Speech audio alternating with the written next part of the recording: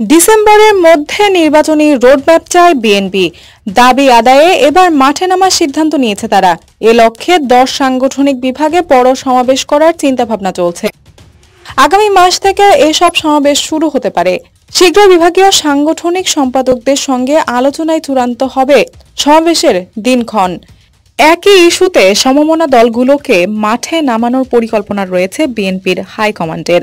তবে কোনোভাবেই সেই আন্দোলনকে চরম পর্যায়ে নেওয়ার চিন্তা নেই।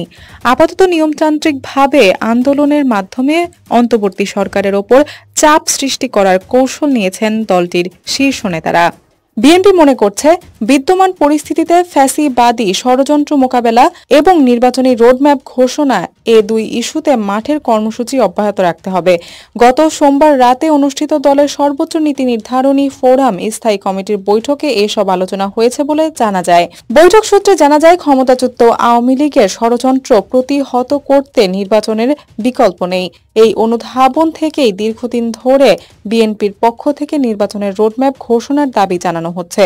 তবে অন্তর্বর্তী সরকারের মেয়াদের 3 মাসও এই রোডম্যাপের বিষয়টি স্পষ্ট না করায় সামনে ডিসেম্বরের মধ্যে রোডম্যাপ ঘোষণার আহ্বান জানিয়েছেন বিএনপি নেতারা। এ সময়ের মধ্যে দাবি পূরণ না হলে নতুন বছরের মার্চ-এপ্রিলের মধ্যে ত্রয়োদশ সংসদ নির্বাচনের দাবিতে রাজপথে সোচ্চার হবে দলটি। সূত্র জানায়, এই আন্দোলনের আগে মতৈক্য তৈরি করার পরিকল্পনা রয়েছে সমমনা দলগুলোর সঙ্গে।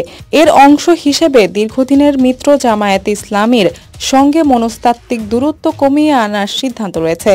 জানা যায়, বৈঠকে দলের কেউ কেউ বিএনপি জামায়াতের সম্পর্ক নিয়ে অভিমত তুলে ধরেন। তারা বলেন, জামায়াতের সঙ্গে বিএনপি বরাবরই কোনো দ্বন্দ্ব ছিল না। ফ্যাসিবাদী আওয়ামী লীগ সরকারের পতনে তারা একসঙ্গে আন্দোলন করেছে।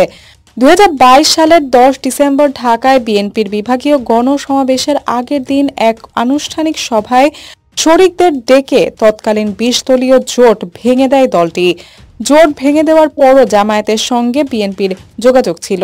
10 দফা দাবিতে ওই বছরের 31 ডিসেম্বর থেকে বিএনপির নেতৃত্বে যুগপৎ আন্দোলন শুরু হয়। শুরুতে জামায়াত দুটি কর্মসূচি যুগপৎভাবে পালন করলেও পরবর্তী সময়ে দলটি নিজস্ব কর্মসূচি নিয়ে আওয়ামী লীগ সরকার বিরোধী আন্দোলনে রাজপথে সক্রিয় ছিল।